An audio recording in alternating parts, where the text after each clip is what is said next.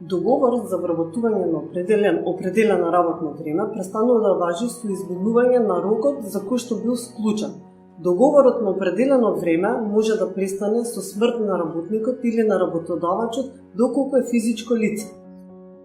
Исто така може да престане со пензионирање, со престанок на работодавачот, односно со стечај или со ликвидација, или пак со судска пресуда.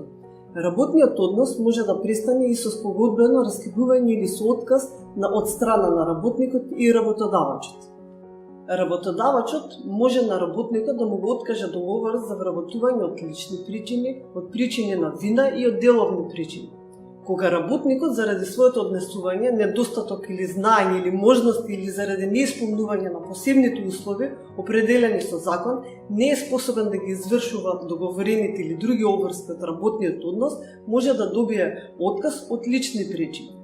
Доколку работникот ги крши договорените обврски или други обврски од работниот однос, работодавачот може да му даде отказ од причина на вина и секако доколку престане потребата од вршење на одредена работа под условите наведени во договорот за вработување заради економски, организациони, технолошки, структурни или слични причини на страна на работодавачот, следува отказ од деловни причини. Најчестите злоупотреби генерално се за различни прекршувања на правните одредби.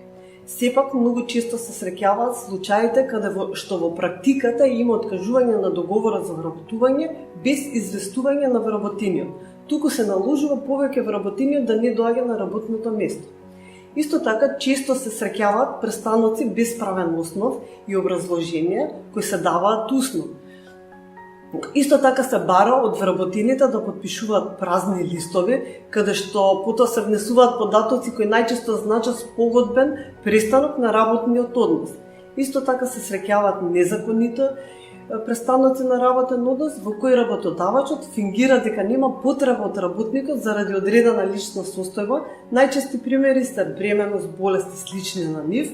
Тогаш работниот однос на определено време за нив престанува, за да потоа на истото работно место веднаш се вработува друго лице.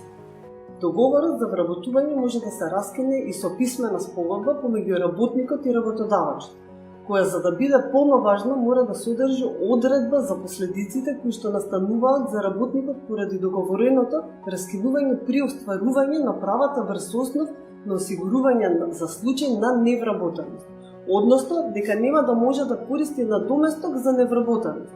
Спогодбата има неколку суштествени елементи, односно таа се потпишува на денот на престанокот на работниот однос и истата треба да содржи својрачно напишано име и презиме од работникот, исто и од работодавачот.